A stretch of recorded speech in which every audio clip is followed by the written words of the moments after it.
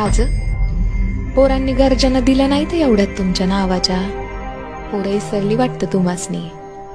शिवजयंतीला कसं तुमचंच गाणं गातात, तुमचंच कौतुक करतात. म्हणतात आम्ही शिवबा राजाचं भक्त, आणि मग म्हणतात आम्ही शिवबा राजाचं भक्त. पण आजोबात मागं पुढं बघत नाहीत, सांडताना एकमेकाचं जातीवादापायी रक्त. आता काय सांगावं राज ह्या पोरासनी. शिवबा राजानं कधी भेदभाव केलाच नाही.